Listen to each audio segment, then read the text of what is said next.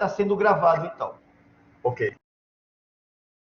Viktor Frankl foi um psiquiatra, neurologista vienense e também filósofo, porque ele tem um título de filosofia, tem um doutorado em filosofia, além de um doutorado em medicina, que fundou uma teoria denominada de logoterapia e análise existencial. A logoterapia trata-se, então, de uma terapia centrada no sentido da vida. No âmbito das psicoterapias, né, que Frankl reconhece todas elas como fundamentais, né, e fala até mesmo como uma orquestra no campo das psicoterapias. Cada instrumento também tem uma função, assim como cada teoria tem sua função dentro dessa orquestra chamada psicoterapia. E ele, então, vai constituir uma psicoterapia centrada no sentido, porque essa era a demanda da sua época. Ao contrário da época de Freud, que as questões, né, relativas à teoria freudiana estavam relacionadas às questões da sexualidade, Frankl diz que viveu em outra época, ou seja, a questão da sua época, a questão fundamental da sua época era a frustração dessa vontade de sentido, o que ele denominou, então, de vazio existencial. Né? E os sintomas do vazio existencial, ele vai encontrar a sua origem, né, na dimensão social também, ou seja, a estrutura social que dificulta a percepção e o encontro do sentido. Né? E se é a origem na sociedade, então, os sintomas também são sociais. Né? E ele vai identificar, então, alguns sintomas como agressão, drogadição e suicídio, né? Como sintomas de um vazio existencial que se manifesta na própria sociedade, ou no seio da sociedade. Né? Então, a Frankl vai identificando esses sintomas e também vai propondo uma terapêutica para combater o vazio existencial. Então, a logoterapia seria uma terapia específica, não é? De alguma forma, para questões existenciais ou questões relativas ao sentido de vida. Né? Mas, claro, como um sistema de psicoterapia também vai adentrar em questões outras, né? Questões como neuroses e psicoses também, que vai, então, ampliando o seu arcabouço de atuação. Né? Há um detalhe também na história de Viktor Frankl, que ele, durante a Segunda Guerra Mundial, foi perseguido, como por ser judeu, e esteve em 4 campos de concentração. O que isso significa, então, na teoria e na repercussão biográfica de Viktor Frankl? Essa estada no campo de concentração também vai constituir um momento da sua teoria onde ele vai comprovar aquilo que ele estava escrevendo, ou seja, comprovar vivencialmente os seus conceitos sobre o ser humano, as suas perguntas sobre quem é o ser humano. Essa é a grande pergunta norteadora de toda a sua psicoterapia, né? De toda a sua teoria, digamos assim, acho melhor dizendo. Né? Essa é a pergunta relativa ao pensamento e à obra de Viktor Frankl. Quem é o ser humano, afinal? Né? E Viktor Frankl, inicialmente, está pensando no homem saudável. Né? Freud, quando pergunta quem é o ser humano, ele está estudando o homem doente, o homem que adoeceu, o neurótico, basicamente. Né? Então, Freud vai estudar o homem que está adoecido e vai extrair essas motivações neuróticas para o homem saudável. O que é que Viktor Frankl vai fazer? Ele vai pensar primeiro em quem é o ser humano saudável, para depois refletir sobre como o ser humano adoece no seu processo de psicopatologia. Né? Então, essa pergunta norteadora do seu pensamento, ele responde em vários momentos. Um primeiro momento, Viktor Frankl responde após o campo de concentração. O ser humano é um ser que decide, né? É um ser responsável pela sua própria escolha, por sua própria decisão. Né? E aí eu acho que tem muita relação com a sua disciplina, ou a disciplina da criminologia, porque pode ser também algo relevante compreender também que o homem é um ser que escolhe, é um ser que tem responsabilidade, um ser que responde. Na medida em que você responde, ele se torna também responsável. Né? Então, essa pergunta de Frankl, essa resposta de Frankl, sobretudo, é norteadora para o seu pensamento e para a gente pensar sobre essas questões relativas à criminologia também. Né? se o ser humano é um ser que responde, ele poderia se tornar também, escolher que tipo de prisioneiro ele gostaria de ser. Afinal, Frankl está analisando também, ele escreve um livro chamado, a tradução em português, né? Está como Em Busca de Sentido, um psicólogo no campo de consideração. Né? Esse livro foi a descrição biográfica sobre a vivência de Viktor Frankl no campo de concentração. E ele, como psiquiatra, ele também vai fazer uma análise psicológica do prisioneiro no próprio campo de concentração. Né? Então, ele está analisando o prisioneiro, né?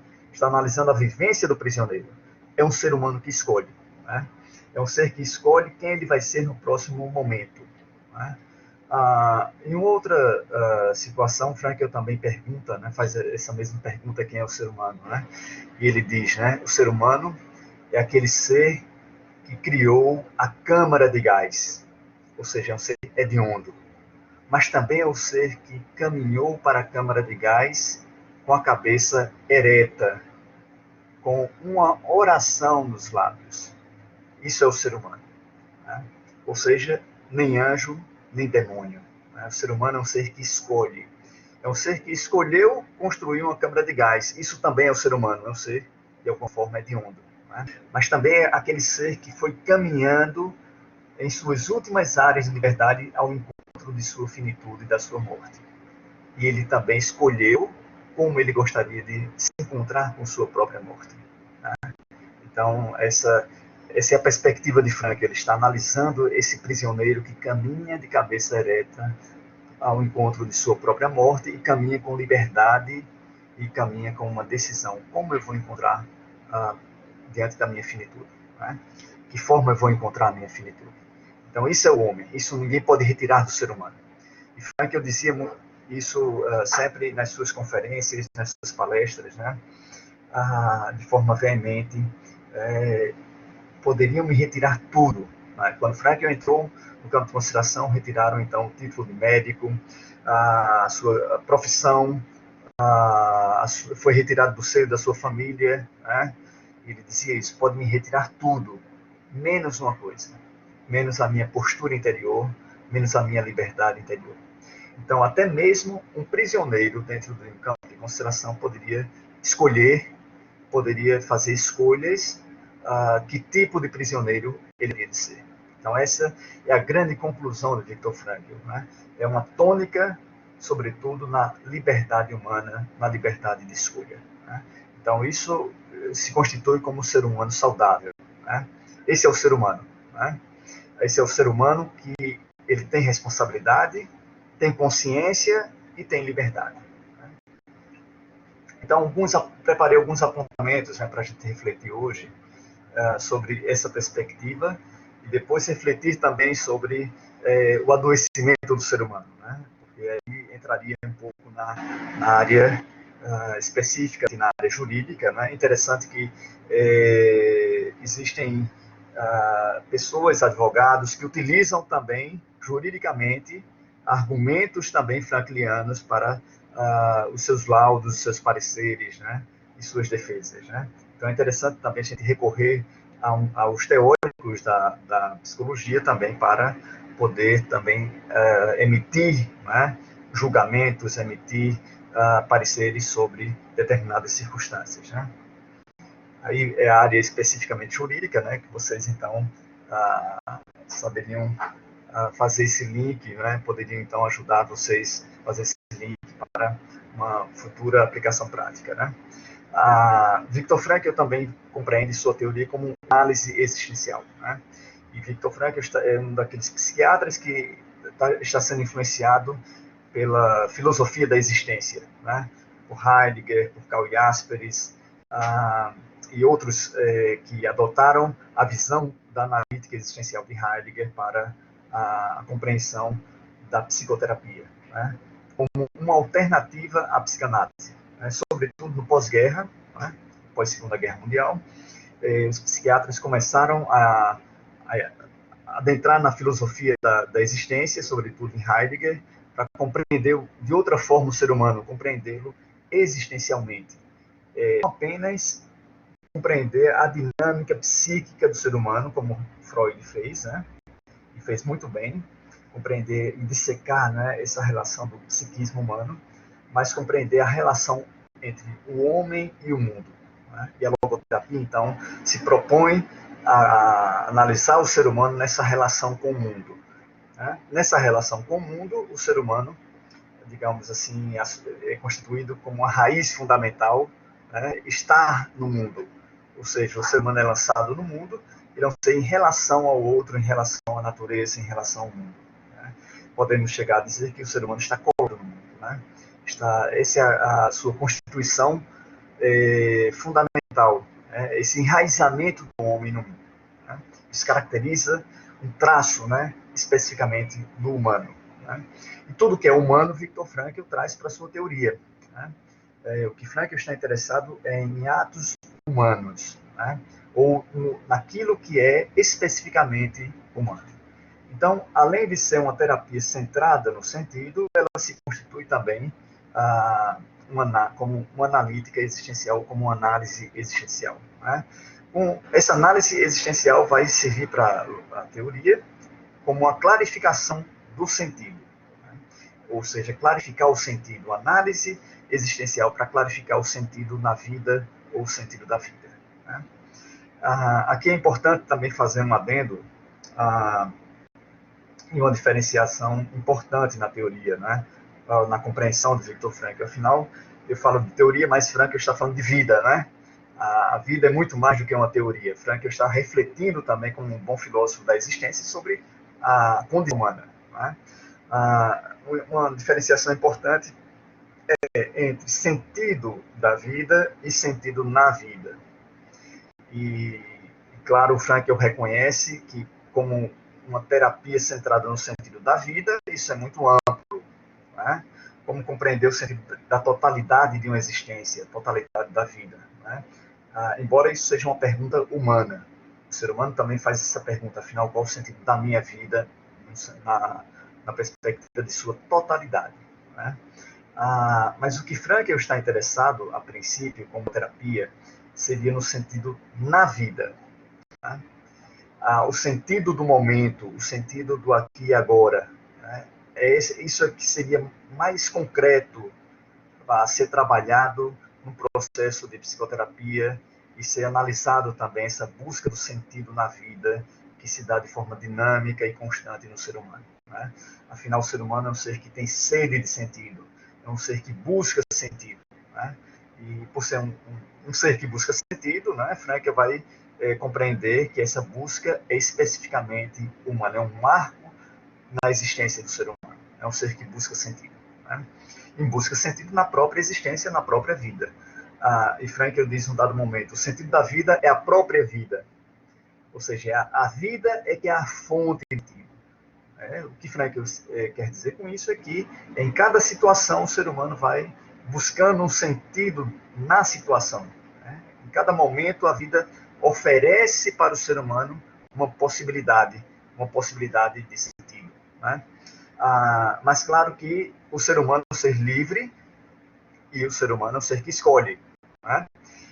E nem sempre todas as possibilidades de escolha são dignas ou merecedoras de serem realizadas. Né? E aí entra no processo de culpabilidade. Né? Para Frankl, a culpa seria aquele momento que o ser humano escolhe, faz uma escolha, né? Consciente, intencional, né? E responsável, né? Ou consequentemente se tornar responsável, uma escolha que não teve muito sentido, uma escolha que tinha menos sentido. Né? Claro que nessa perspectiva da psicoterapia, Frankl não tem um crivo para dizer o que é certo e errado. Né? E a partir disso, Frankl compreende que é a consciência humana que deve ser vivo. Né? A consciência também é um órgão humano, um fenômeno humano. Né? Vamos adentrar um pouco nessa perspectiva também, o que é essa dimensão humana para Viktor Frankl. Né? Mas, a princípio, essa consciência aponta para o que tem mais sentido. E Viktor Frankl, como é um escritor austríaco, ele escreve uma palavra em alemão chamada Gewissen. Gewissen é consciência intuitiva, consciência que estabelece julgamentos valorativos, ou essa consciência moral. Né? essa é a consciência que Viktor Frankl está trabalhando, né? É ela que aponta o que tem mais sentido e logo dá uma direção ou um significado, um sentido, né? É o órgão, para Frankl, a consciência, o Gewissen, é o órgão do sentido, né? Agora, a título de esclarecimento, Frankl está diferenciando essa consciência. Essa consciência não é a consciência da psicanálise, não é superego, não é? Posto que o superego é constituído, né, pelas normas externas que foram interiorizadas pelo ser humano. Né? Frankl compreende que pode existir o superego, deve existir o superego, né? Mas essa consciência é uma consciência que aponta para os valores, para o sentido, porque em alguns momentos pode haver um conflito também entre a normatividade, externa ou interna, e o sentido. Podem conflitar, podem apontar para caminhos diferentes, né? E para a logoterapia, o ser humano deve seguir sempre a sua própria consciência, já que não tem um crivo, né, em dizer o que é certo e errado, né? Então, essa é um aspecto também humano, é um aspecto da teoria que Frankl também vai abordar e vai considerar também de forma relevante para o ser humano encontrar o seu sentido de existência, né? O seu sentido na própria existência. Né?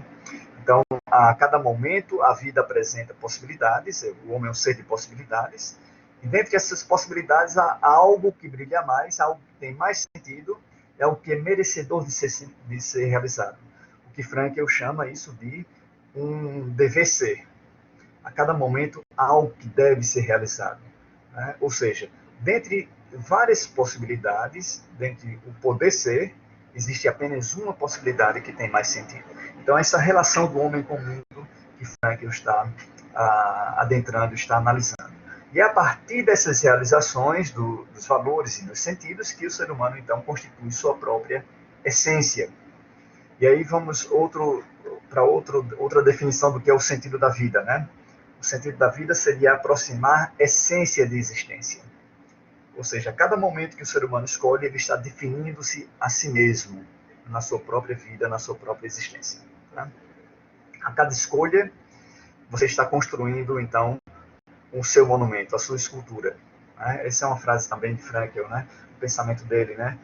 Cada ação é o seu próprio monumento. Ou seja, a existência é similar a uma grande pedra branca, né? Que você precisa lapidar todos os dias. Né? E cada ação, então, vai ser a constituição do seu monumento. Né? Esse monumento estará pronto apenas na hora da sua morte. Né? Por isso que, de alguma forma, Frankl, como um existencialista, né, ele vai dizer: o ser nasce na sua morte, no momento da morte.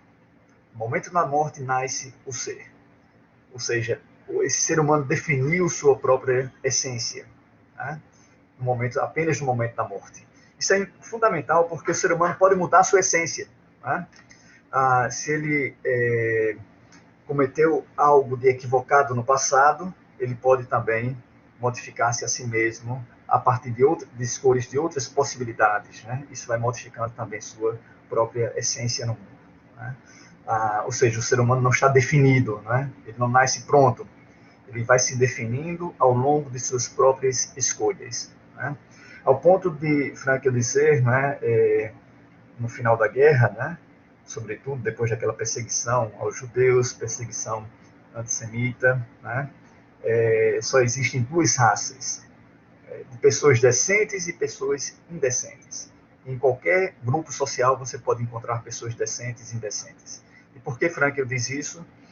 Porque no campo de consideração existia uma categoria de prisioneiros chamado capos, que eram mais agressivos com os prisioneiros do que os próprios soldados da SS.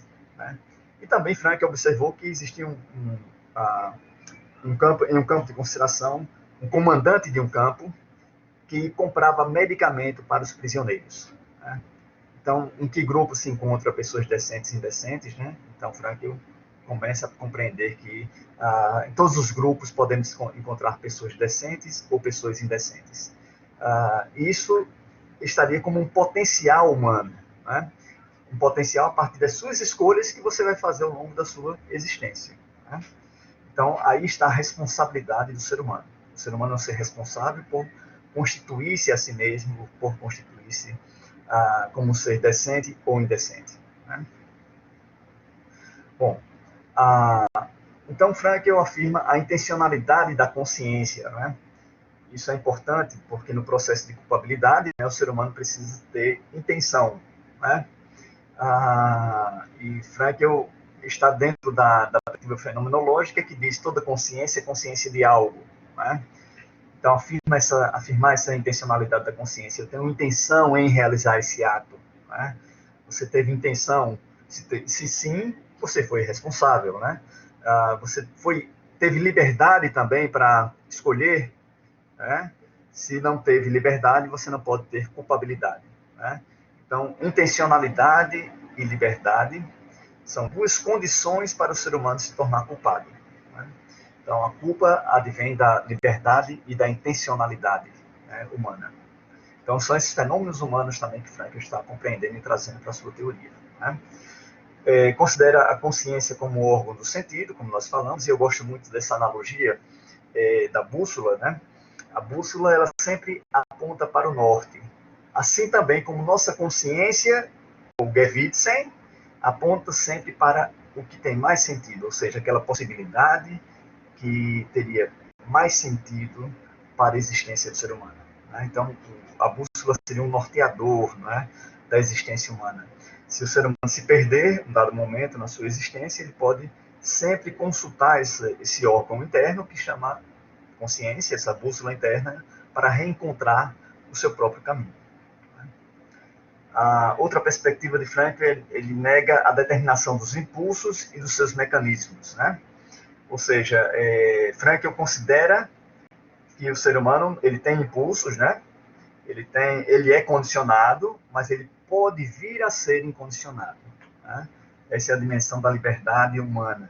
Né? Ele é livre até perante os seus próprios mecanismos, né? Internos, ou psíquicos ou somáticos. Né? Então, essa liberdade é uma liberdade incondicional. Em última instância, o ser humano decide entre ser condicionado pelo ambiente ou internamente, né? Pelos aspectos internos, né? Psíquicos e somáticos, ou ser incondicionado, né? Ou agir fora do esquema, ou agir de outra forma. Né? Então, aqui é uma perspectiva de Frankl muito específica, onde Frankl considera que o ser humano, em última instância, escolhe entre ser determinado ou não. Né? Então, até mesmo quando o ser humano é condicionado, ele pode vir a ser incondicionado. Em última instância, é um ser que escolhe. Esse ser humano decidiu, então, ser condicionado. Né? Isso também é uma escolha humana. Assim também como os prisioneiros, no campo de consideração, Frankl pode observar isso como um prisioneiro comum, não teve nenhum privilégio, porque para sobreviver ele precisava trabalhar, né? Afinal, o trabalho liberta, isso era o que está descrito, né? Na entrada, no portal de Auschwitz. Né? Então, essa compreensão da liberdade, né? Até mesmo o prisioneiro no campo de consideração poderia escolher que tipo de prisioneiro ele queria ser ou poderia se tornar. Né? Ou seja, ele verificou que o ser humano poderia se tornar tanto um santo, como ele observou também em alguns prisioneiros, né? Como também se tornar um verdadeiro animal. Né? Então, afirma a busca e a realização de valores ou sentidos, né, na vida. E Frankl aqui encontra 3 formas de encontrar sentidos na vida. Né? O homem normal, o homem da rua, o homem comum, né, encontra sentido por 3 vias. Ao realizar valores vivenciais, ou seja, vivenciar algo ou vivenciar alguém, vivenciar algo como a natureza, a música, a arte, a cultura, ou seja, tudo aquilo que o ser humano criou de belo, ou contemplar a própria natureza, são valores contemplativos, né? Ou vivenciar alguém. Vivenciar alguém significa amar o ser humano, ou seja, o ser humano encontra sentido por meio do amor. Ao tal ponto que Frankl diz que só o amor pode salvar o ser humano. Né? O amor salva. Né? Isso é bem interessante, porque Frankl perdeu sua primeira esposa no campo de concentração. E após a estado no campo, do campo, Frankl volta a Viena, se torna médico, encontra uma outra pessoa, a Tilly, a Tilly foi a primeira esposa, a Ellie a segunda esposa, era enfermeira, né? Ele se casa com a Ellie e no final da vida ele faz uma dedicatória, né, em um dos livros, né, para ele, né? A Ellie que transformou um ser humano que sofria em um ser humano que amava, né? Então, o amor transforma o ser humano, o amor, de alguma forma, salva a humanidade do ser humano, né? Ou pode transformar, tem essa capacidade transformadora, né? Então, também é uma via de sentido para a própria existência, né? Esses são os valores vivenciais. Frankl também compreende que a outra via de encontro de sentido, que seria os valores criativos. Quando você cria algo para o mundo, né? Ou seja, o primeiro valor está relacionado àquilo que você recebe do mundo, né? O segundo, aquilo que você pode dar para o mundo ou transformar o mundo, né? Por meio da criatividade, por meio de uma criação de uma obra artística, científica, ou por meio de um trabalho criativo, o ser humano pode deixar uma marca no mundo, pode modificar e transformar o mundo, né? Então, isso é possível por meio dos valores criativos, né? E o terceiro valor chama-se valor atitudinal. Diante de uma condição imutável da existência, diante de uma condição de sofrimento, o ser humano também poderia encontrar um sentido, né? Não é o sofrimento que tem sentido, mas é a postura do ser humano perante aquilo que ele não pode modificar, que pode dar sentido à sua vida, ou sentido naquele momento da sua vida, né? Então, esse é um valor também, talvez para Frankl, hierarquicamente superior, né? Porque só pode ser exigido de uma única pessoa, que seria a si mesmo, né? Esse valor de se posicionar perante uma condição imutável da existência, né? Uma condição que imprime sofrimento, né? Então, essa tríade, né, valorativa, que Frankl compreende que são caminhos, né, que o ser humano comum encontra sentido. Quando o ser humano perde esses valores, perde esses sentidos, né, é um momento que ele vai sentir um profundo vazio existencial, né? E a consciência, de alguma forma, vai apontando: esse é o momento de criar, esse é o momento de amar ou vivenciar, esse é o momento de se posicionar, né? Então, cada momento exige, né, um valor específico. Existe uma frase também de Frankl que eu gosto bastante, né, que diz, né, quando é boa, devemos desfrutá-la. Ou seja, valores vivenciais. A vida está ofertando coisas positivas para o ser humano. Quando ela não é tão boa, devemos transformá-la. Ou seja, transforma-se o mundo por meio do trabalho, por meio da ação do homem na sociedade, né? E quando o problema é social também, a ação deve ser uma ação política, né? Quando o problema é individual, você tem uma ação também pessoal e individual, né? E quando não podemos transformar uma situação, quem necessita ser transformado? Aí constituem-se os valores atitudinais. Quando você não pode transformar uma situação, é o próprio ser humano que é convidado a se transformar interiormente ou espiritualmente, né? Então, são caminhos, né, para os valores que dão sentido, né, à existência de um ser humano, né? E para Frankl, então, a pessoa é existencial, ou seja, não é um ser facto, né? Não é um ser determinado completamente por sua facticidade psicofísica ou sociológica, né? Senão é um ser facultativo, é um ser que escolhe, é um ser que pode decidir, né? É um ser que decide quem ele vai ser no próximo momento, apesar dos condicionamentos, né, sociais, psíquicos e somáticos, né? Então, isso não são palavras apenas de um pensador, de um filósofo, né, mas também uma pessoa que passou durante 3 anos por 4 campos de concentração. Frankl também relembra o caráter de missão na vida, né? Na vida, há uma perspectiva de missão, há uma tarefa a ser realizada, né, na existência humana, né? Então, todo ser humano teria uma tarefa a executar no mundo. E como vocês podem observar nesse quebra-cabeça que essa pessoa está segurando, né, nessa foto, nessa imagem, Quando você deixa de realizar sua missão ou sua tarefa no mundo, algo no mundo fica faltando. Né? Algo vai faltar no mundo. Então, essa é a importância de todo ser humano realizar sua missão, realizar sua tarefa no mundo, ou realizar o seu sentido na sua própria existência. Né? Porque isso também vai repercutir na existência e na essência do mundo. Se alguém deixar de executar sua tarefa também, algo no mundo fica incompleto. Valoriza a liberdade e responsabilidade, já temos dito isso, né? Ou seja, o ser humano é um ser livre e logo é um ser de responsabilidade, é um ser que escolhe, logo ele também é responsável pela sua própria escolha no mundo. Né? E aqui então vamos passar as três colunas, né, os três eixos básicos da teoria. Ou seja, toda a visão de homem e de mundo de Viktor Frankl está baseada em três colunas essenciais do seu pensamento. Né? A primeira coluna é a liberdade da vontade, a liberdade da vontade humana. E lembre-se, né, que Frankl nunca escreve por acaso, né? Essa coluna é muito importante, já que ela é a primeira coluna. Compreende que o ser humano ele tem instinto, mas os instintos não têm o ser humano. Né? Ele está no comando também da sua capacidade ou da sua dimensão instintiva. Né? Ou seja, o ser humano não é livre de, mas ele é livre para. Né?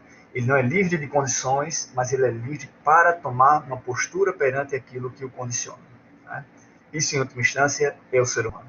Né?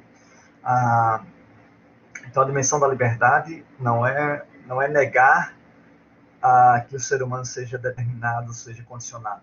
O que Frankl vai criticar é o pandeterminismo. Esse é um problema muito específico do seu pensamento. Né? Ele vai se contrapor a esse pandeterminismo do sociologismo, do psicologismo e também do biologismo. Né? O ser humano, apesar dessas condições, ele tem uma liberdade de escolha. Então, essa é a contraposição de Frankl. Né? É uma posição que muito específica. Eu não sou livre de, mas sou livre para. Né? A segunda coluna é a vontade de sentido. A vontade de sentido é a motivação primária do ser humano, né? Ou seja, há uma vontade, uma sede de sentido, né? No ser humano. O ser humano ele está buscando sentido. E de onde vem essa vontade de sentido? Por meio da consciência da sua própria finitude. Interessante que Viktor Frankl, também na sua biografia, ele relata que foi aos 4 anos de idade que ele se pergunta, que ele começa a ter consciência da finitude, da morte, e começa a se perguntar, mas será que a morte retira o sentido da vida? Essa pergunta, então, ele responde apenas na sua maturidade filosófica. Né? É a morte que dá sentido à vida. Ou seja, né, essa consciência da morte que o ser humano começa a se preocupar com o seu sentido de vida. Né? Saber que um dia ele vai partir dessa existência, né, que essa existência tem um limite temporal e espacial, e que ele se preocupa, então, com o sentido. Né? Então, Frankl foge de toda a visão determinista, ou seja, para Frankl o ser humano não tem uma pulsão, não é impulsionado para o sentido, ele é livre também até mesmo, né, dentro dessa vontade, por isso que a palavra é vontade, né, e não instinto de sentido, não é um instinto de sentido, não é uma pulsão para o sentido, é uma vontade de sentido. Essa vontade surge, emerge a partir da consciência de sua própria finitude. Né? Além disso, essa vontade também está relacionada com a percepção de um sentido. Quanto mais você perceber sentidos na sua existência, maior é a vontade de sentido. Vai se retroalimentando essa vontade de sentido. Né?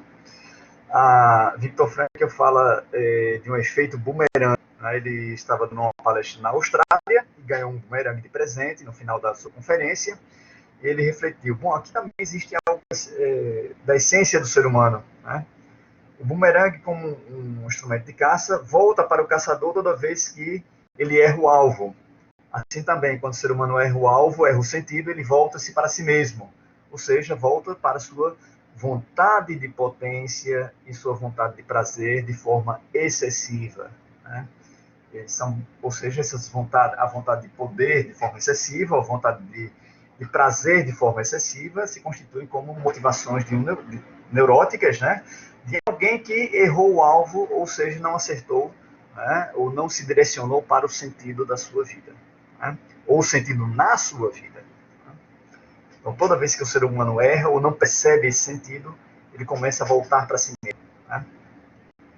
A terceira coluna se constitui como o sentido da vida, é a dimensão filosófica de Frank. Frank pressupõe que deve haver um sentido na própria vida, né?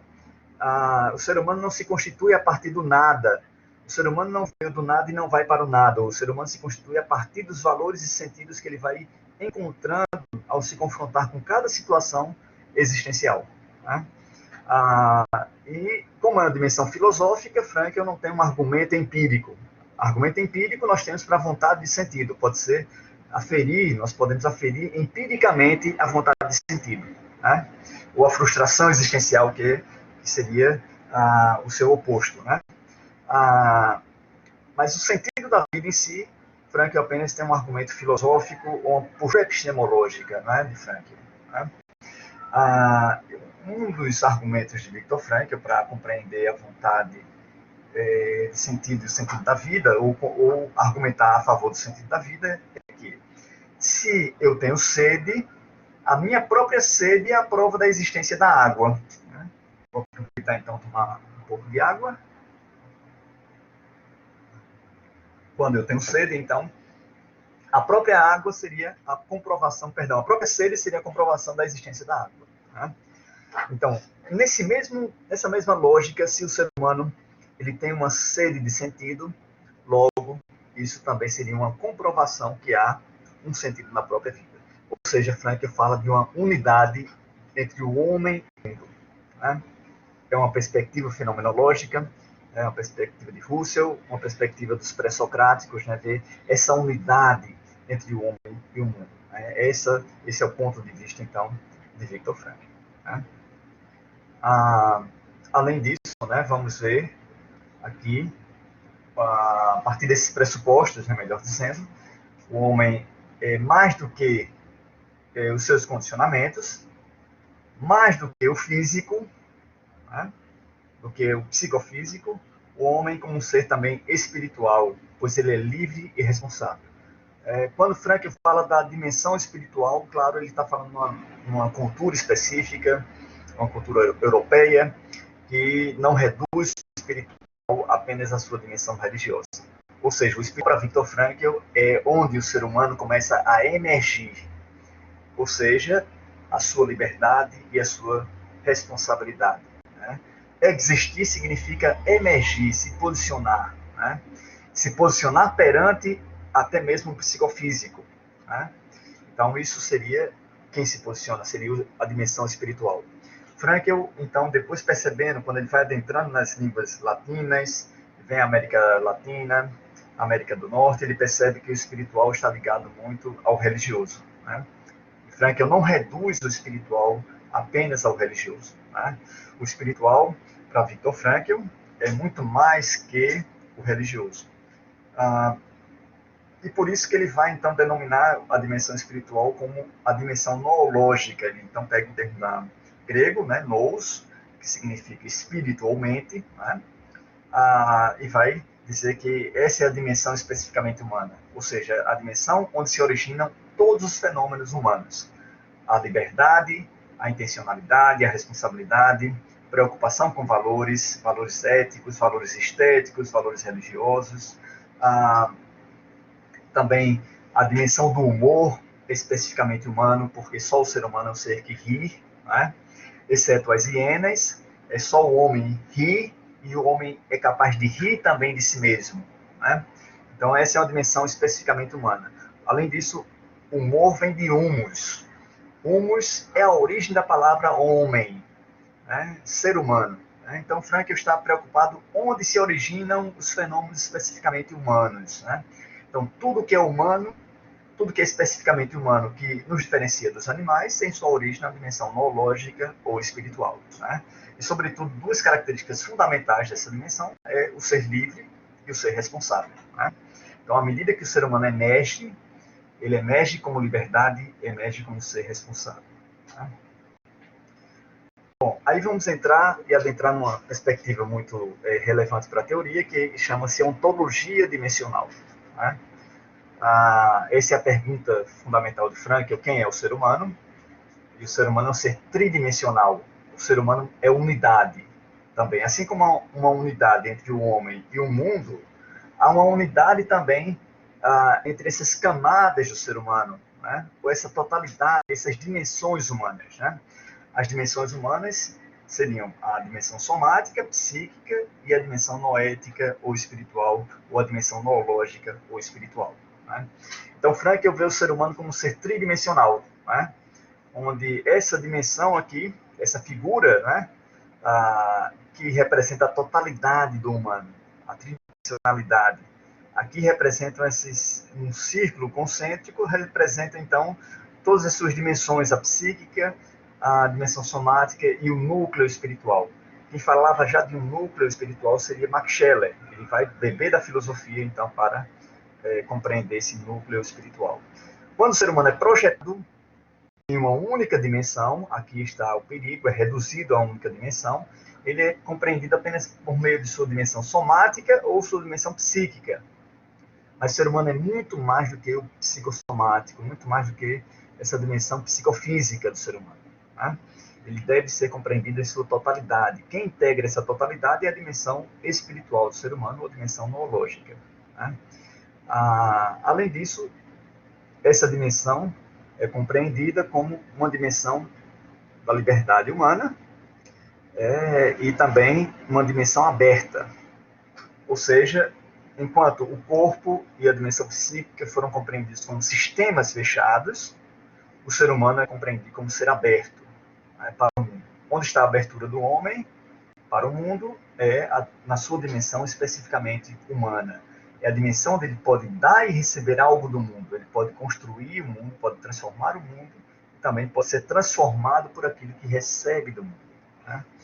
Então, essa dimensão de abertura do ser humano, Frankl a denomina de autotranscendência. Ou seja, para Frankl, a meta mais elevada da existência humana seria a autotranscendência, ou seja, estar voltado para algo ou alguém que não a si mesmo. Quanto mais o ser humano se volta para algo ou alguém que não a si mesmo, mais saudável ele será. Ou seja, mais humano ele será também. Né? Então, aqui estamos na dimensão da saúde. Né? Viktor Frankl compreende que essa dimensão vai refletir positivamente, né, nas outras dimensões. À medida que o ser humano realiza seus sentidos de vida, aumenta os afetos positivos, ou seja, influencia na dimensão psíquica, né? Está relacionado com a dimensão psíquica porque o ser humano é totalidade. Né? À medida que o ser humano também vai realizando sentido, aumentando os seus afetos positivos, também vai aumentando o seu sistema imunológico. Então, Frankl chega à conclusão que o principal fator de proteção estaria, então, nessa dimensão noológica. Né? Ou, quanto mais o ser humano realiza sentidos na sua existência, né, mais percebe sentido, mais saudável ele será e estaria logo protegendo a sua dimensão psicofísica. É o fator principal, né, de proteção do ser humano, seria a dimensão noológica. Por isso que ele vai centrar-se nessa dimensão, ele vai ampliar, o papel do logoterapeuta seria ampliar essa dimensão para fins curativos, né, para fins terapêuticos, né, terapêuticos no sentido do psicofísico. Né? Então, essa dimensão é protetiva. Né? Precisamos, então, ampliar essa dimensão. Frankl faz uma analogia entre o piano e o pianista. Né? O pianista seria a dimensão noológica. Né? O piano é a dimensão psicofísica. Mas, digamos que o piano quebrou. Né? O psicofísico pode adoecer, afinal. Né? Está latente ainda o pianista está latente, está intacto. Né? Ele apenas não pode expressar a sua música, a sua arte, por meio do piano. Mas, às vezes, até mesmo, um bom pianista pode extrair uma bela música de um piano quebrado, danificado. Né? Agora, o que adianta um belo piano, um piano perfeito, mas um péssimo pianista? Né? Então, Frankl faz essa relação com a música, com a arte. Né? Então, essa dimensão do artista seria a dimensão do espírito humano. Né? O que pode ser danificado seria o psicofísico, que seria o instrumento, né? Ou seja, o corpo, o psicofísico é o meio pelo qual se expressa a nossa dimensão especificamente humana ou nossa dimensão noológica. Ok, até aí? Outra característica do ser humano é um autodistanciamento. Além da autotranscendência, o autodistanciamento. O ser humano pode se distanciar do psicofísico também. Né? Por meio do humor, o ser humano pode proporcionar um distanciamento, um certo distanciamento. Né? O ser humano pode rir de si mesmo. Né? E rir de si mesmo logo emerge no humor a dimensão especificamente humana. Né? O que estaria para a autotranscendência seriam dois fenômenos, o humor e o heroísmo. Afinal, o heroísmo ele precisa também de um autodistanciamento. Né? A coragem, por exemplo, a palavra coragem significa agir por meio do coração. A etiologia da palavra. Agir por meio do coração e não por meio da razão. Né? Então, há um autodistanciamento também. Você agiu, se fosse agir pelo pensamento ou pela razão, talvez não chegasse a um ato heróico. Né? Então, tanto no humor quanto no heroísmo, requer um autodistanciamento. É um fenômeno, né, que pressupõe um autodistanciamento, né, um autodistanciamento do seu psicofísico. Né? E a autotranscendência estaria para o amor. Né? O fenômeno do amor. Voltar-se para algo ou voltar-se para alguém. Né? Aqui, então, vamos mais uma parte mais específica, né, talvez mais específica para esse momento da disciplina de vocês. Né? Nessa perspectiva de Frank, ele também, como psiquiatra, ele fala das psicoses, né, fala das neuroses, e o homem que adoeceu. Né? E ele compreende que o homem não é responsável pela psicose. Né? Nessa perspectiva, Frank trata as psicoses como tendo sua origem na dimensão somática, que reflete na dimensão psíquica do ser humano. Né? Então, ele não é responsável por esse condicionamento do psicofísico ou do condicionamento somático, né? Mas é responsável se age em virtude da psicose ou como reage à psicose. Né? Isso é importantíssimo, porque se vocês assistirem o filme Uma Mente Brilhante, esse filme é fantástico, né? Porque chega um momento que ele começa a se distanciar, ele começa a diferenciar do que é saudável e o que é patológico, né? O que era o delírio dele, né? E aí emerge a dimensão do ser, emerge a dimensão do ser humano saudável, né? Quando ele começa a desconfiar, mas será que essas imagens que eu tenho, essas alucinações, esses delírios, né? São reais, né? Aí ele começa a sentir um autodistanciamento. Né? Então, esse filme ele demonstra, né, basicamente, um ser que toma uma atitude, ou ele é responsável ante os sintomas, né, que advêm da sua esquizofrenia. Né? Então, é possível, então, ser responsável também até perante a sua dimensão psicofísica, né? Esses fenômenos que têm sua origem na dimensão somática, especificamente. Né? Numa psicose avançada, Frankel vai comparar com um emparedamento. Né? Onde está a dimensão especificamente humana? Né? O que adoeceu foi a dimensão do psicofísico, a dimensão somática. A dimensão somática impede a expressão da pessoa espiritual. Né? Então, aqui é como se fosse um emparedamento. Né? O psicofísico está emparedado, certo? Agora, até mesmo numa parede como essa, pode existir uma fresta, né, onde possa passar um raio de luz, né, onde possa passar, expressar a dimensão especificamente humana. Né?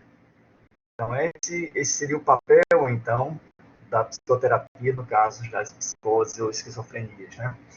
Tentar encontrar, né, onde esse ser humano expressa sua dimensão mais saudável. Né? Está emparedado, né? O psicofísico ele funciona como uma parede que não consegue, que impede a expressão da sua dimensão especificamente humana, certo? na psicose avançada, então, torna-se praticamente impossível diferenciar a pessoa espiritual. Tá? Essa é uma limitação, então, na prática da psicoterapia, prática da logoterapia especificamente. Né? Então, reconhece que há um emparedamento e logo, né, a pessoa, né, autêntica, a pessoa saudável não se expressa porque há um emparedamento. Mas é fundamental compreender que há essa distinção, né, entre o sintoma, né, e a pessoa saudável. Né? O sintoma foi reflexo de um ato condicionado pelo psicofísico. Né? A pessoa saudável está latente, não pode se expressar para se posicionar em alguns momentos. Né? Aqui é um problema psiquiátrico da imputabilidade. É um problema metaclínico do livre-arbítrio. Frankl vai entrar também nessa perspectiva do livre-arbítrio, né? E da imputabilidade, né? Na dimensão da psiquiatria. Né? Aqui, então, podemos, apenas como uma ideia, né, para refletir, né?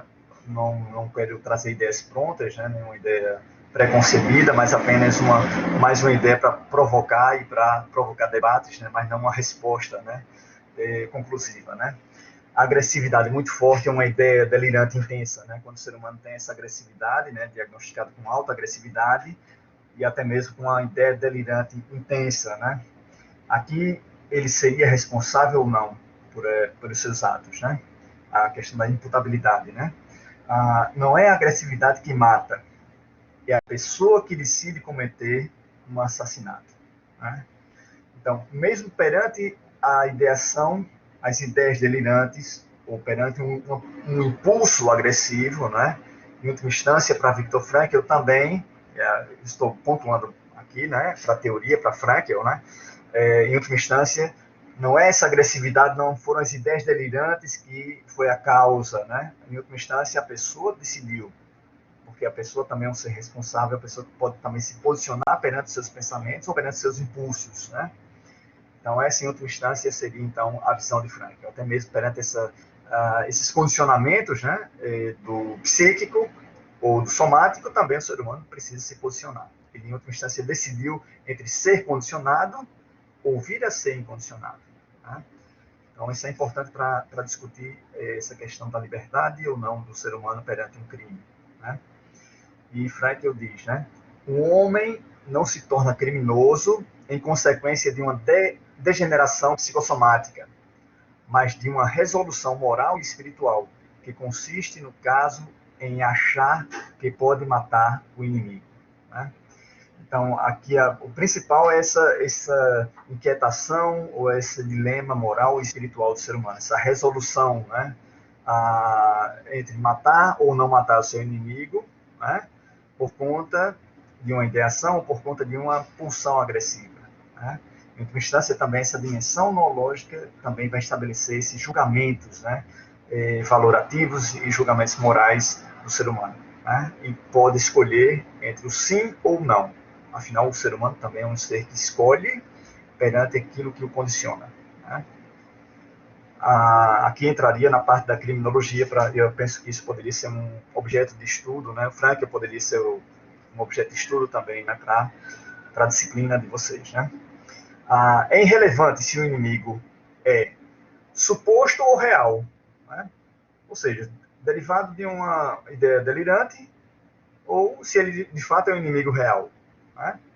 Para Frankl, isso nas palavras de Viktor Frankl, de um psiquiatra, né, que passou por 4 campos de consideração e que atendeu também pacientes, né, que atuou na psiquiatria também, né, como um profissional. Né. É irrelevante também se o inimigo é suposto ou irreal, se a suspeita é mórbido, delirante ou baseado na realidade. Né, é indiferente, né, é irrelevante. Suposto ou real, se foi produto de uma condição, né, de morbidade, de patológica, delirante, ou se é de fato um inimigo real. Né? E se ela se refere a um inimigo pessoal ou um adversário político. Que adentra na porque também ele foi fruto também, né, de alguma forma, vivenciou essa época, né, de efervescência política durante a Segunda Guerra Mundial.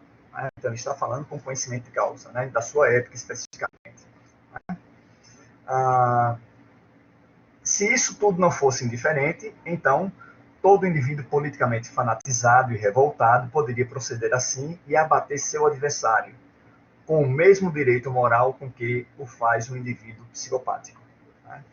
Aqui é apenas uma provocação, né, de Viktor Frankl para nós agora, né, e como um objeto de estudo, né, como um objeto de polêmica, né, até, né, nessa perspectiva, né. Será que a pessoa que cometeu um atentado político tem o mesmo direito, né, de cometê-lo, né, assim como uma pessoa que tem uma psicopatologia, tem um transtorno mental, né, tem o direito também de cometer um crime, né? E, obviamente, para Frankl, né, em última instância, o ser humano é um ser que decide, né? É um ser que decide quem ele será, né? E é um ser que se torna responsável por seus atos no mundo, mesmo perante o psicofísico adoecido, mesmo perante um transtorno psiquiátrico, ou um fanatismo religioso ou político. Né? Frankl fala em outros termos também, em mysterium iniquitantes. Mysterium iniquitantes, né, para ele significa que, em última instância, nossas decisões são livres. Seria impossível determiná-las completamente ou esclarecê-las pelo pandeterminismo, né? Por uma dimensão social, sociológica, psicológica, psiquiátrica, né? Sem que permanecesse um resíduo de mistério. Né? Então, mesmo que o ser humano seja condicionado, né, há um mistério também diante das decisões do ser humano. Né? O ser humano tem uma liberdade também, né, perante aquilo que o condiciona. Né? Ele extrai, então, desse conceito, né, ministrium iniquitatis, né, que vem de um termo mais teológico, digamos assim, né? Embora Frankl não está numa perspectiva teológica, ele está numa perspectiva científica, numa perspectiva de um psiquiatra, né? Mas ele considera também que, em última instância, há uma liberdade, né? Não pode ser completamente, um crime não pode ser completamente desvendado pela sociologia, ou pela psiquiatria, ou pela psicologia. Né? Então, toda existência humana sempre está colocada no domínio da responsabilidade, seja uma existência que adoeceu ou não. Né? A responsabilidade jamais cessa no ser humano. Ou seja, a essência do ser humano é ser consciente e ser responsável. Né? Se não fosse consciente e responsável, não seria humano, não seria um ser humano. Isso define o ser humano. Né? Os animais não possuem consciência, né? Consciência noológica, né, especificamente, nem muito menos a responsabilidade. Ele age totalmente por impulsos, por instintos. Né? A consciência pode interromper por algum tempo ou definitivamente. Algum tempo pode ser interrompida por meio do sono, né? Ou né? Na atividade onírica, ele perde a consciência, ou perde definitivamente na morte. Né? A responsabilidade termina depois. A responsabilidade termina depois que a consciência desapareceu. Aí Frankl faz essa pergunta inquietante: se a responsabilidade terminasse, logo perderíamos a humanidade, já que o ser humano é definido como ser que responde, ou ser responsável. Né? E já partindo para o final, né, o homem tem o direito de sofrer suas dores, tanto como, segundo Hilke, de morrer sua morte, como, segundo Scheller, o criminoso tem o direito de expiar sua culpa. Tá? Então, aqui Frankl retoma essa dimensão da responsabilidade também. Aqui é a tríade: sofrimento, culpa e morte. Né? E, especificamente, aqui também ele dá a tônica nessa frase sobre o direito de expiar sua culpa. E a logoterapia, então, pode apontar, aqui uma discípula de Viktor Frankl, a Elizabeth Lucas, né, aponta 3 momentos para a reparação, né, de uma culpa justificada. Né? Então, ela aponta isso também no processo de psicoterapia, mas pode também ser objeto também de uma uma reparação jurídica também, né? Ou reparar no mesmo objeto, né? O dano será compensado perante a vítima, né? Já que toda culpa exige uma reparação também, né? Ou seja, Frankl não tira a responsabilidade, a logoterapia não tira a responsabilidade do ser humano, né? Então é necessário reparar também a culpa, que é uma condição humana, ou seja, se você nasceu, você vai morrer, finitude, né? A questão da finitude, vai sofrer, passar pelo sofrimento e vai se tornar culpado. Essa é a tríade trágica do ser humano, né? Onde Frankl pergunta se há algum momento que a vida retira o sentido, né? Alguma condição que retire o sentido da vida. Frankl diz, apesar da culpa, da morte e do sofrimento, o sentido ele seria incondicional. Sempre o ser humano pode encontrar um sentido apesar da morte, que suscita o ser humano a ser responsável no mundo. No sofrimento, o ser humano pode encontrar um sentido apesar numa postura pessoal que ele vai imprimir perante o sofrimento, né? Não é o sofrimento em si que tem sentido, mas sim a postura, né? E na culpa ocorre uma possibilidade de mudança também, ou seja, uma mudança na essência desse ser humano, né? Ele pode aprender também com seus próprios erros. Então, nessa reparação, pode ser reparado no objeto, mas às vezes não existe mais objeto a ser reparado, né? Como, por exemplo, num assassinato. Não existe mais o objeto em si. Pode reparar em outro objeto, né? O dano é compensado perante as não vítimas, né? Então, também é outra forma de reparação diante da culpabilidade. E, por último, a nível moral, pode ser a ocorrer uma mudança de postura que leva ao reconhecimento de algo bom ou um reconhecimento bem ou daquilo que tem mais sentido, né? Na logoterapia, a gente não pode falar o que é bom, ou o que é o bem ou o que é o mal, mas podemos falar em termos de o que tem mais sentido e o que tem menos sentido, né? Então, basicamente, são essas as ideias que eu queria trazer para vocês, né? E colocar um pouco um debate, a gente poderia conversar um pouquinho, né, sobre essas ideias da logoterapia, né? Okay? Muito obrigado, professor Tiago, pela sua explanação. Para nós, da área jurídica, você trouxe um conhecimento novo, que para nós, algumas coisas nós já conhecíamos, né, mas a grande parte do conhecimento é novo, mas importante para a gente compreender as ideias jurídicas de culpabilidade, de inimputabilidade, de responsabilidade penal. Então, a gente percebe o quanto o Viktor Frankl conseguiu contribuir, não só nessa dimensão psíquica e psicológica, mas também como conhecimento que podem ser usado em outras áreas, né? Em conhecimento interdisciplinar. E o quanto também a história de vida dele, ele ter passado pelo campo de concentração como prisioneiro, não é? Ter sofrido a perda da família dele ali, o quanto também isso demonstra mais ainda o compromisso que ele teve com a ciência e com o encontro de formas de amenizar esse sofrimento e de mostrar que há doença, mas também há possibilidade de cura, não é? Então, nesse sentido aí, o sentido da vida, para todos nós, constitui uma profilaxia, não é? Porque será que a nossa responsabilidade ela continua após a morte? Né? E quando a gente vê que todos nós temos uma contribuição para dar para a humanidade, uma contribuição diferente conforme o nível de cada um, conforme as capacidades de cada um, o esforço de cada um, mas não deixa de ser uma contribuição. Então, se a gente passa por essa vida sem cumprir aquele puzzlezinho, né?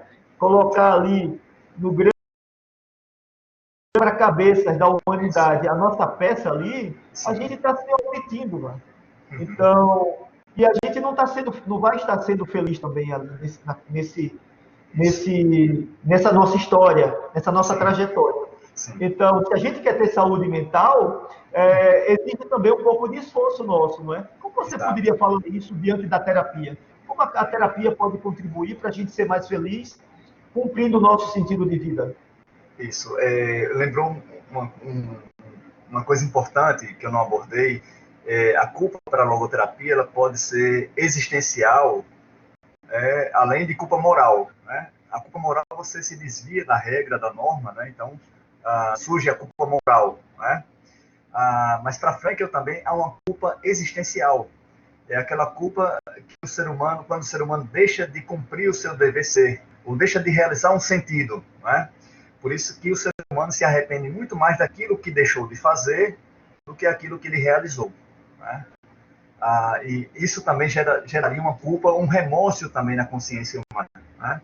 Eu lembrei agora de um caso clínico que Elizabeth Lucas, que é discípula de Frankl, né, atendeu, né? E ela dizia que depois de 30 anos da Segunda Guerra Mundial, uma senhora veio a uma consulta psicológica, né? E a queixa era: por que eu não salvei o meu cachorrinho quando eu saí depressa da minha casa, quando a minha cidade estava sendo bombardeada, né? Eu esqueci de pegar o meu cachorrinho, né? Depois de 30 anos, ela ainda se lamentava por ter deixado de realizar esse dever moral, né? Não moral, mas existencial, né? E esse remorso na consciência, então, pode gerar também neuroses específicas. É isso que Frankl vai percebendo.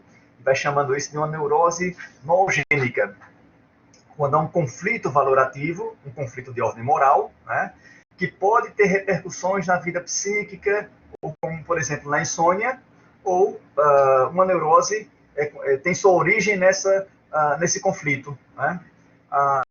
Frankl falava de uma insônia existencial, né? Ou seja, isso no senso comum a gente costuma dizer isso, né? Eu estou dormindo muito bem com o meu travesseiro, né? Significa que eu estou com a consciência tranquila, né? E na logoterapia a gente identifica também, né, pessoas que não têm nenhuma insônia psíquica nem somática, mas tem uma insônia existencial, né? Tem algum problema ético, moral, existencial que precisa ser solucionado para poder dormir bem, né? Não que o ser humano tem que agir bem ou sempre bem para ter uma consciência limpa, né, ou tranquila. Não. Seria transformar um valor que é o bem em um meio para um fim, né? Isso destitui de sentido. Isso aí seria uma moral do bom garoto, né? Segundo a teoria de Kohlberg, né? Então, isso não seria tão humano assim, né? Tão no sentido tão transcendente assim, né? Mas Frankl começa a perceber, né, quando o ser humano não realiza o seu sentido, ele pode adoecer, né? Então, a importância para manter a nossa saúde mental, nossa saúde física também, porque para Frankl, por exemplo, ele começou a compreender que o sentido foi uma condição necessária para a sobrevivência do prisioneiro, mas não suficiente, né? Foi Kant que coloca essa terminologia, condição necessária, mas não suficiente, né? E Frankl também compreende que isso ocorreu no prisioneiro. O prisioneiro que tinha um sentido para viver, ao sair do campo de concentração, ele tinha uma missão, tinha uma pessoa a se reencontrar, ou um trabalho para retomar ou terminar, essa pessoa tinha mais condição de sobreviver àquela condição desumana, né? Mas não foi suficiente, porque algumas pessoas que tinham sentido também foram encaminhadas para a câmara de gás. Agora, Frankl percebe que essas pessoas iam com uma postura diferente. Como eu falei durante a explanação, iam com a cabeça ereta, né? Algumas pessoas pegavam livros na biblioteca, né, e ia para enfrentar a sua morte ou se encontrar com sua morte como livro preferido. Isso é o ser humano, né? É um ser humano que decide, né? Então, nos dias atuais, isso é uma verdade também. Não foi uma verdade só para o campo de consideração. É uma verdade também para o nosso tempo. O ser humano, quanto mais realiza sentidos e percebe sentidos, mais estaria protegido na sua dimensão psicofísica, né? Ou seja, há um reflexo também nos afetos, na perspectiva que o sentido, o afeto, vou fazer a formulação oposta, o afeto é o eco da nossa realização de sentido, né? É um efeito colateral, né? Quando o ser humano realiza o sentido por efeito colateral, surge a felicidade ou surge o prazer, né? apenas como efeito colateral, nunca como intenção final, né? Os afetos positivos, por sua vez, aumentam o nosso sistema imunológico, então protegeria o nosso psicofísico de uma forma mais global, né? Frankl pega essa ideia também e extrapola a ideia da clínica, né? Porque ele está num contexto clínico, psiquiátrico, né? Mas ele também se tornou um pacifista, né? Começou a pensar sobre a sociedade, sobre o mundo, né? Tanto é que ele foi indicado para o Prêmio Nobel da Paz, né? E, coincidentemente, quem ganhou nesse ano não foi Frankl, foi Madre Teresa de Calcutá, né? E quando Madre Teresa de Calcutá ganhou o prêmio, ela pergunta: será que eu poderia dar esse prêmio para Viktor Frankl? Ela conhecia Viktor Frankl também, né? Pelo menos a obra de Frankl. E Frankl pensa também que a humanidade seria uma verdade para a humanidade. Para a humanidade sobreviver, a espécie humana sobreviver, precisaríamos também encontrar um sentido único, um sentido comum para todo ser humano, para toda a humanidade, né? Então é interessante como essas ideias de Frankl vão extrapolando, né, vai sendo aplicado também no contexto mais amplo, no contexto social, né? E nesse contexto de uma epidemia que a gente está da teoria de Viktor Frankl, né? A sobrevivência da humanidade está em risco, né? Claro que é uma porcentagem pequena ainda de mortes, né? Mas é uma porcentagem relevante. Cada ser humano importa, né? Cada ser humano tem um valor, né? Algo vai ficar faltando no mundo se esse ser humano morrer, né? Essa é a ideia de Frankl. Toda vida tem uma dignidade, toda vida tem um valor, né? E o que protege, então, a sobrevivência da espécie humana seria o sentido, né? Ou tem uma direção, tem um sentido, tem um valor a realizar, ou seja, na vida individual ou na vida coletiva também, né? E também, como você bem falou aí, eu percebo isso na prática, né? A gente tem, como você fez aí a comparação, a analogia com a bússola, né? A gente Isso. tem dentro da gente uma espécie de bússola e quando Sim. a gente comete algo de errado, ali aponta Isso. errada, que a gente Sim. precisa tentar consertar aquilo. Isso. E como é que ficam as pessoas que estão que têm algum transtorno da personalidade social, assim? Sim. É possível mesmo elas tendo o transtorno compreendam que ao fazer o mal a outra pessoa, aquilo ali não é só moralmente ruim, mas também para ela, Sim. mesmo ela tendo uma capacidade baixa de ter empatia ou remorso, mas para ela também não é bom? Sim. Você consegue chegar nisso? O perante a sua consciência. A sua consciência pode apontar para algo que tem mais sentido, tem mais valor, ou digno de ser realizado, né? E o ser humano pode ir até mesmo contra a sua consciência. Claro, ele vai arcar com as consequências disso, né? Então é melhor seguir sua própria consciência, né? Mas, de fato, há alguns transtornos, né, que seriam aquela parede, né? O emparedamento, né? Que a pessoa não consegue escutar ou acessar a sua dimensão especificamente humana, porque a dimensão somática e psíquica está, então, emparedada, né? Por exemplo, eu tenho um colega, é um italiano, o Aureliano Patiola. Ele é também logoterapeuta e cognitivo comportamental. E ele estudou a pedofilia, né? Ele é um estudioso da pedofilia, né? E ele deu um curso aqui para a gente, né? Nessa perspectiva, né? Tanto a psíquica, também no viés da logoterapia, né? E ele entrevistou os mais perigosos, né? Os pedófilos mais perigosos. Ele foi na cadeia, tudo mais, entrevistou, né? E perguntava: o que você achava que a vítima estava sentindo, né? E as pessoas fugiam dessa questão, né? Então, há uma dúvida: será que fugiam? Porque no íntimo, né, a sua consciência apontava também que isso não tinha sentido, né?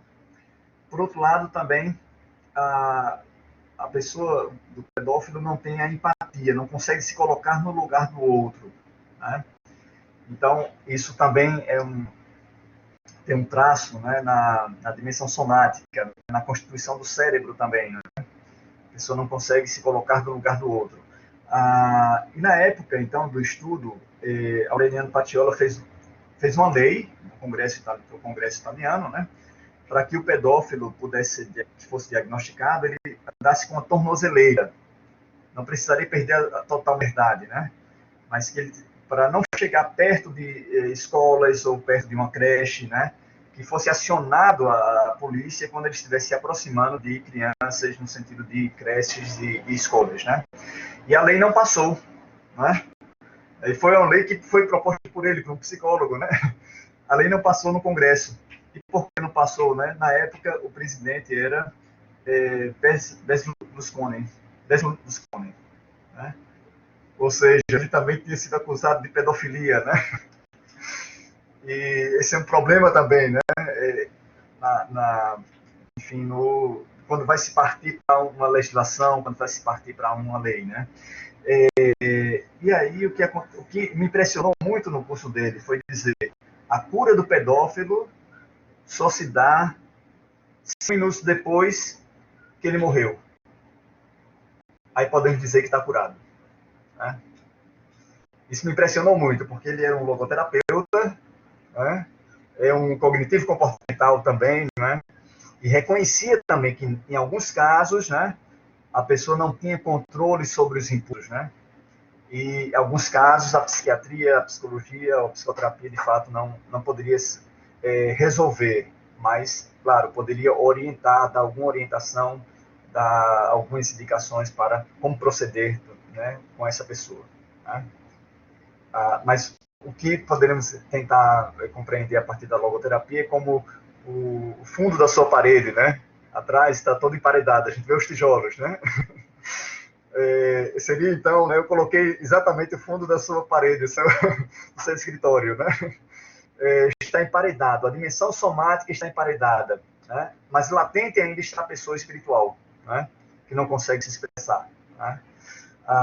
O importante, então, é achar onde essa pessoa poderia expressar sua dimensão especificamente humana, né? E tratar também com humanidade, né? Embora, compreendendo também cientificamente que há um problema no psicofísico, né, que impede a expressão desse ser humano, né? Mas ele não perdeu a responsabilidade, também teria um resquício de responsabilidade se tiver liberdade. Apenas se teve liberdade para a gente compreender se há um crime ou não, se é passível de julgamento ou de uma pena, é necessário saber se há liberdade, né? Ou se essa parede do psicofísico impediu também de fazer escolhas, não tinha nenhuma liberdade, né?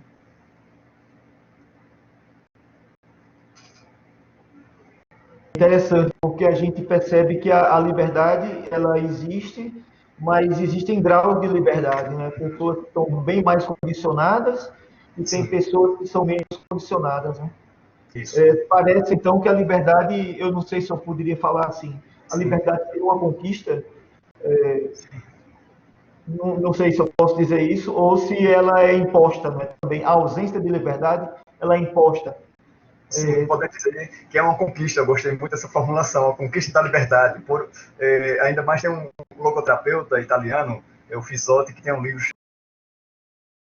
né? O ser humano também conquista a sua liberdade na medida em que ele se posiciona perante aquilo que ele não pode modificar, que é o seu psicofísico, né? Isso. E aí, Isso é um mérito do ser humano, né? sim, quanto mais lúcido ele está para a condição dele, ou mais Sim, ele tem um autoconhecimento, ele sim, percebe mais suas fraquezas, suas dores, sim. mais ele se qualifica para poder enfrentar essa situação e a liberdade dele aí aumenta, não é? E, Porque ele se torna menos condicionado a esses condicionamentos, não é? isso. Há um filme que eu citei, Uma Mente Brilhante. É o caso do esquizofrênico, se vocês puderem assistir, né? Não há nenhuma narrativa de um crime, né? E é um fato verídico, né? Que ganhou até o prêmio Nobel na sua área, né? E ele era totalmente esquizofrênico, a doença começou a condicioná-lo totalmente, né? E até um ponto que ele começou a se posicionar. Aí sim, ele não perdeu essa condição, né? Do transtorno, mas ele começou a se posicionar perante o transtorno, né? Ele começou a perceber que as pessoas que ele via, que ele conversava, né, não envelheciam, né? E começou a se posicionar, né? Começou a usar o humor também. Ele conversando com um aluno dele, né, era o professor, conversando com um aluno dele, perguntou: você está vendo essa pessoa que está ao meu lado? Para saber se é um delírio ou não. Ele começou a usar uma estratégia de autodistanciamento que o humor pode provocar, né? Então, é interessante esse nível de consciência também, né? Ter consciência do que é o transtorno, que é a patologia, e onde está a minha liberdade perante aquilo que funciona, né? Isso é uma estratégia muito importante no processo terapêutico, né? Claro, naqueles casos que é possível ainda exercer também um processo terapêutico, né? Porque em alguns casos não é mais possível, né? Uhum.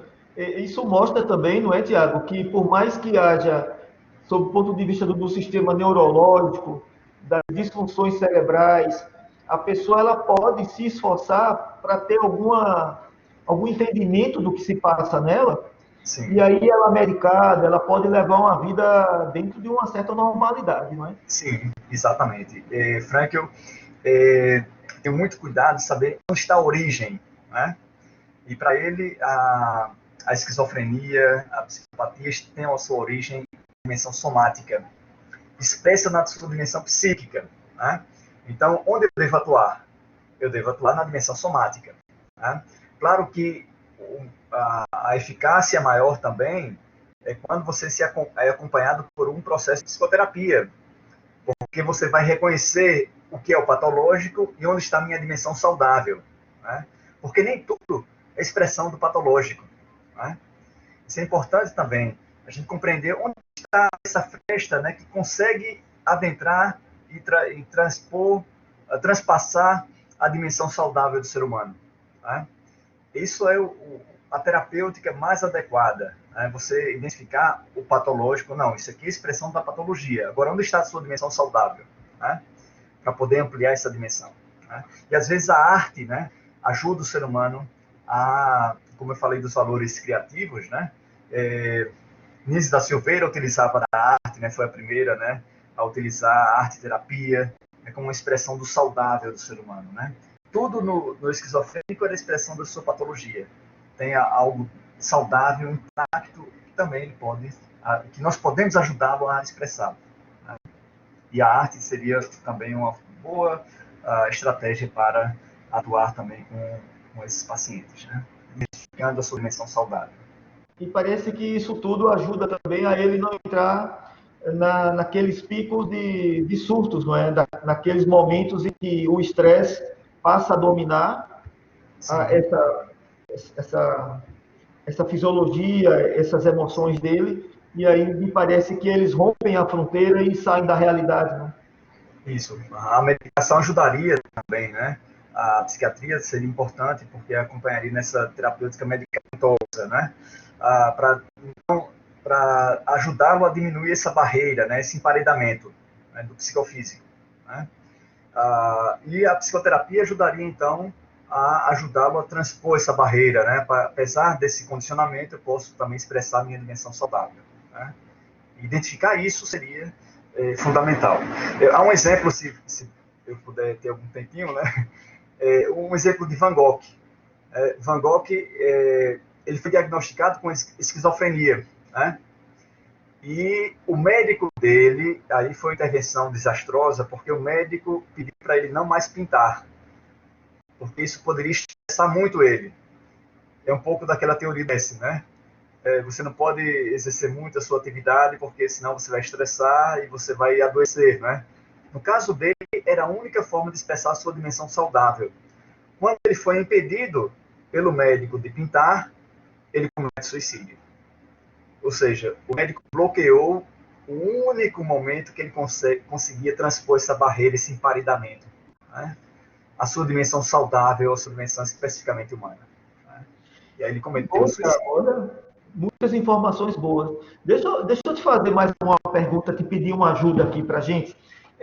Qual seria a reflexão que nós poderíamos fazer, nós todos aqui, não é? Poderíamos pensar para perceber melhor o sentido da vida para a gente, o meu sentido da vida, não é? Em que eu posso refletir? Eu pensaria de que maneira? Alguma pergunta que eu posso refletir sobre ela? Qual seria assim uma dica? Eu sei que isso aí é completamente fora a gente teria que fazer uma terapia, não é para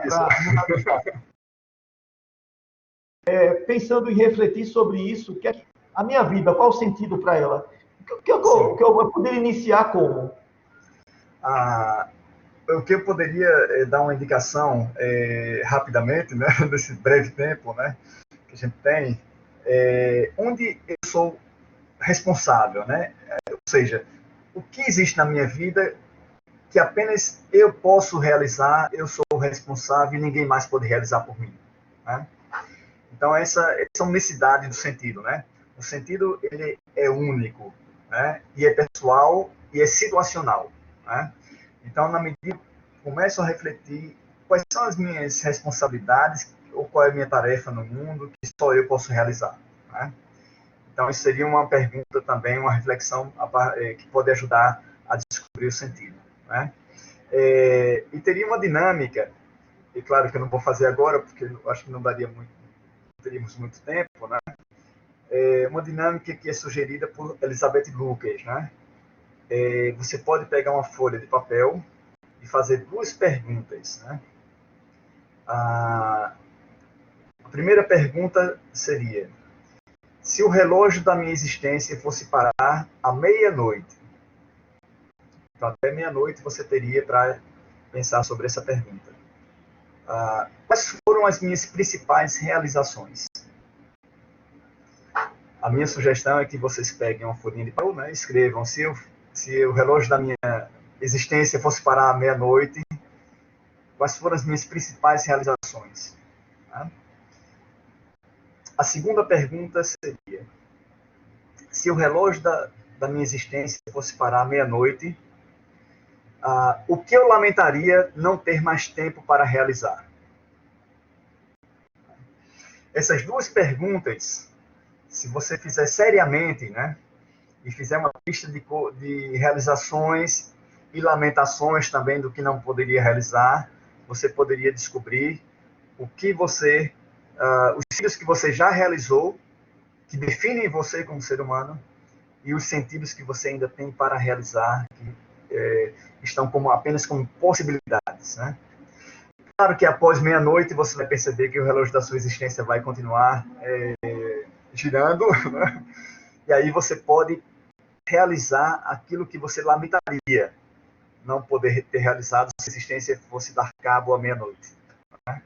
Então, quando a gente pensa na finitude, a gente começa a refletir o essencial na vida. E foi isso que Viktor Frankl vivenciou no campo de consideração.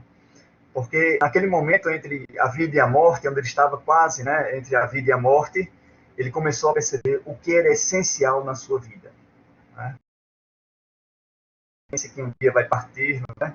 Que nós não somos eternos, que tem uma finitude, que tem um tempo limitado. A gente começa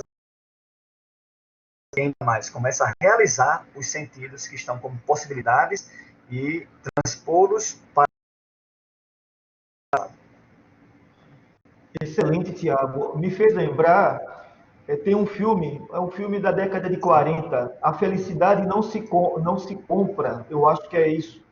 A Felicidade não se compra, que é um filme muito bom, porque o personagem, ele vivia uma vida no dia a dia em que ele, de certa maneira, ele não vivia a vida que ele queria.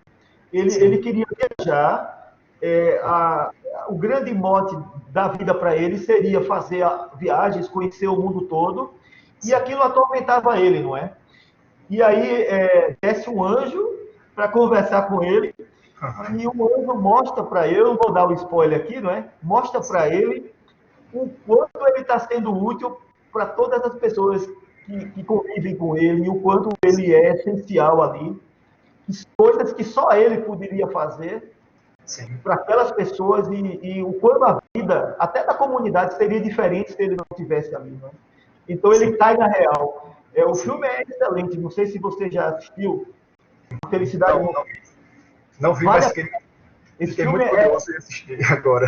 Olha, esse filme é fora de série, é um dos melhores filmes que eu já vi, não é? Sim. E também me faz lembrar um pouco, não sei se tem relação do que você falou a respeito do relógio, não é? Sim. O eterno retorno de Nietzsche, né? Nietzsche, ao falar do eterno retorno, faz uma provocação, né? Se esse momento em que você está tomando essa decisão fosse eterno, né? Como é que você se sentiria a partir daí? Né? Você se angustiaria? Você se sentiria bem? Então, é uma pergunta que eu acho que a gente pode fazer para todas as decisões difíceis que a gente for tomar. Né? Se esse momento durasse, eu iria me lamentar disso ou eu iria me sentir bem com isso? Né? Exatamente. É uma forma também de descobrir o sentido, né? O eterno retorno. Existe uma técnica que é a técnica do mais um ano de vida. É uma técnica em que você faz você coloca na mente que você só vai ter mais um ano de vida a partir de hoje, não é? Então, você vai programar esse um ano e tentar colocar ali nesse ano esse ano para você cumprir dentro dessa cronologia de um ano tudo o que você acha que é essencial para a sua vida, porque você vai morrer daqui a um ano, não é? Para a técnica. Sim. E você tem um ano para planejar essa sua vida aí dentro desse um ano e fazer com que você possa cumprir todos os objetivos possíveis dentro de um ano para aquele um ano, não é? E essa técnica é muito boa, porque ela turbina a vida da pessoa para que ela foque realmente no que é essencial, né? Isso. É claro que todo mundo precisa ter diversão, lazer, isso aí é essencial para o ser humano. Né? Mas só isso não é suficiente. Né? A gente isso, pode ficar no churrasco, né? No churrasco de final de semana. Muito embora a gente tenha passado bons momentos jogando bola, né? Thiago foi um grande goleiro. Eu acho que hoje você não joga mais, né? Infelizmente não. De jogar bola. Isso foi para mim foi duro, tá? Mas sim, ao mesmo tempo me deu tempo para fazer outras coisas. Então, a vida não é só churrasco, não é só jogar bola, né? A gente tem outras prioridades que são importantes. Sim. Né? Eu lembro que você também tocava na banda, tocava corneta. Isso, era. Mas a vida tem outras coisas também, né, que são importantes. Exato. Alguém tem alguma pergunta que queira fazer ao professor Tiago?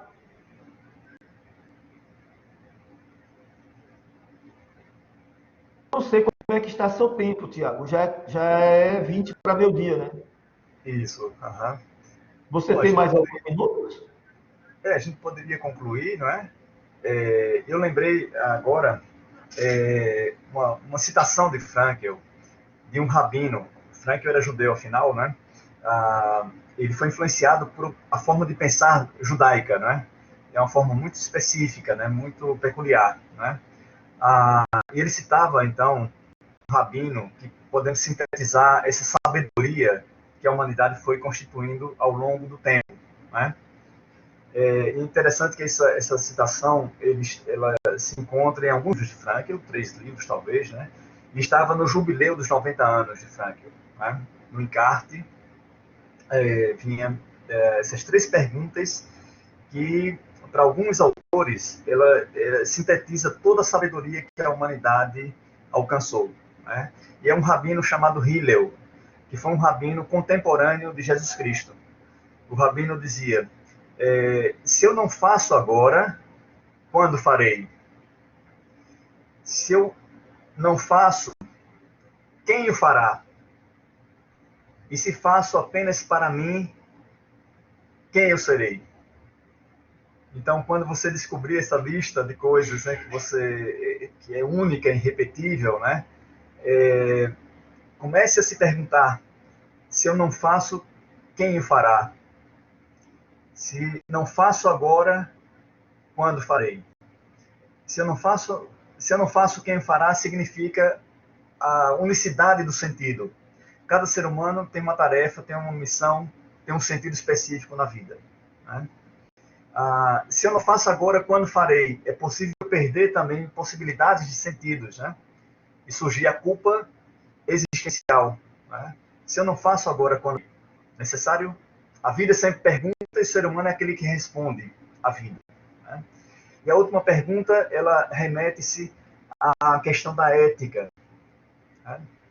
E da essência do ser humano. E se eu faço apenas para mim, quem eu serei então?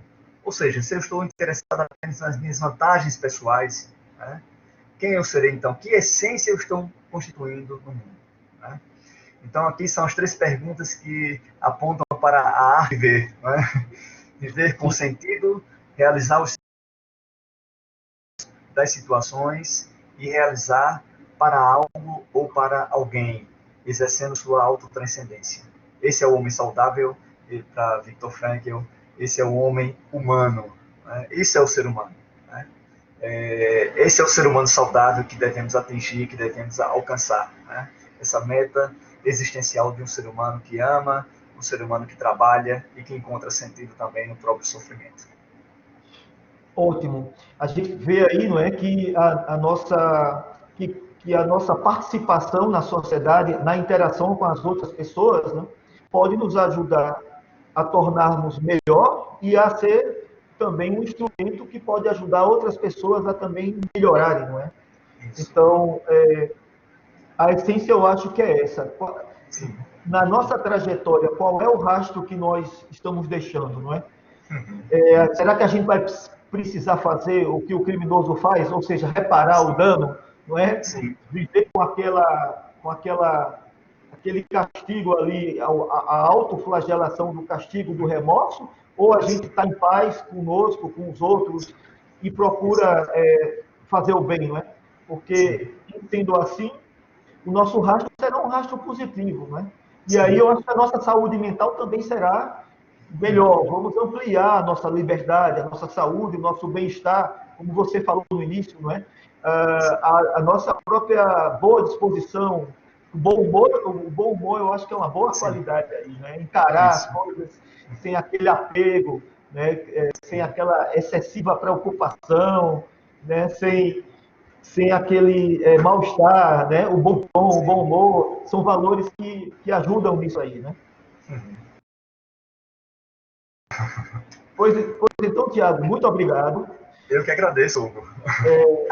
Eu espero que você possa outras vezes contribuir conosco aí.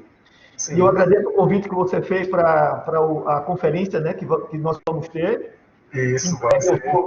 Vou estar lá falando do perdão, da questão do perdão nesse desenvolvimento humano, né, da importância do perdão e da ampliação da saúde mental a partir do perdão também, né? Então, aguarde, vamos trabalhar juntos também aí nessa área.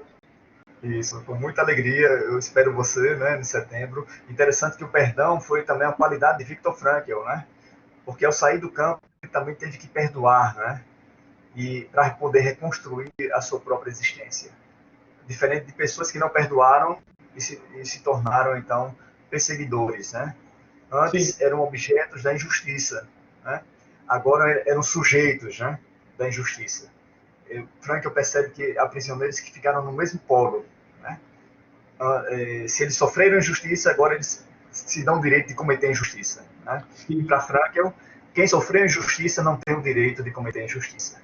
Pois esse é o pensamento dele.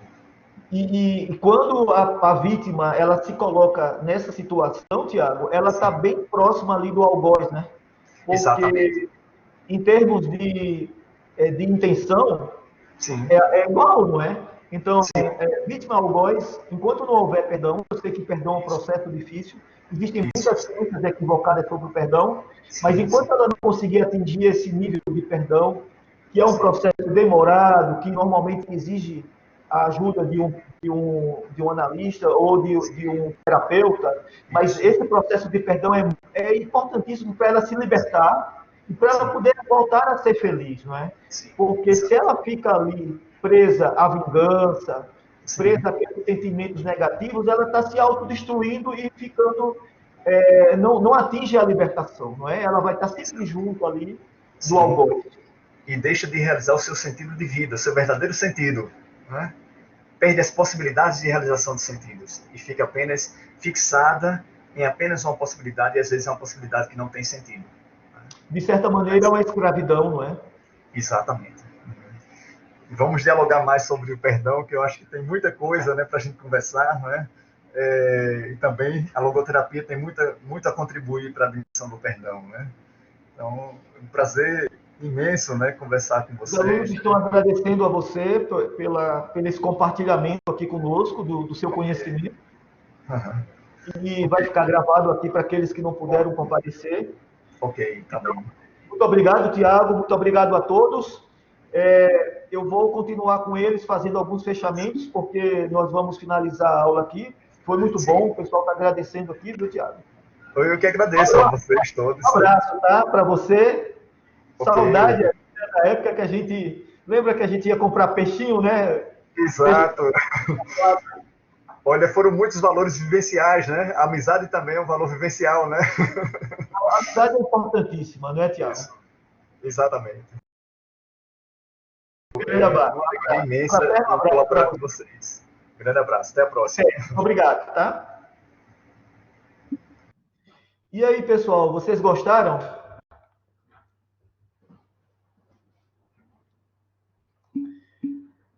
Eu sei que exige um certo conhecimento, não é? Uma linguagem bem técnica, uma linguagem mais voltada para a psicologia, mas eu espero que vocês tenham conseguido captar as informações, verificar o quanto essa corrente de Viktor Frankl, ela pode ajudar na compreensão das psicopatologias, patologias, na compreensão do ser humano e na compreensão de nós mesmos, né?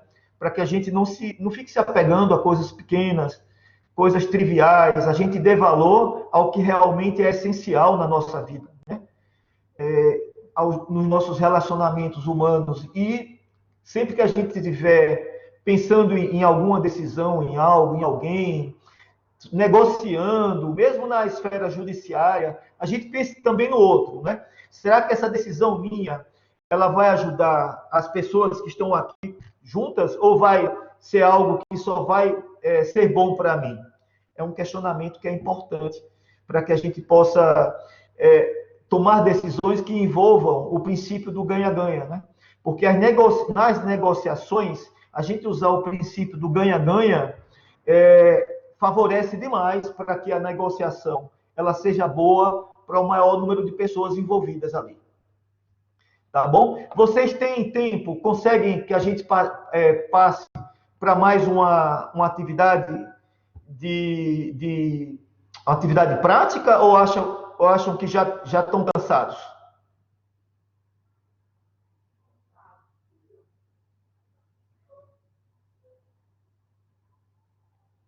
Já foi demais. Vocês decidem aí. Almoço, eu compreendo, verdade. Então, pessoal, me despeço aqui, agradeço demais e fico à disposição de vocês, tá bom?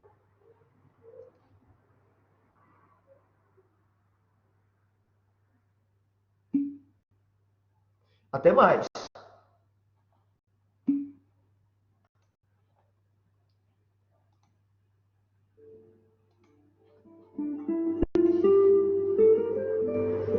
Obrigado. Nos vemos. Obrigado, Hanna. Até mais. Noemi, obrigado.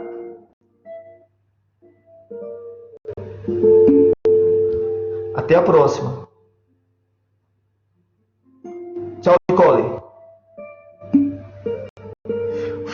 Fabri, muito bom, Fabri. Um abraço.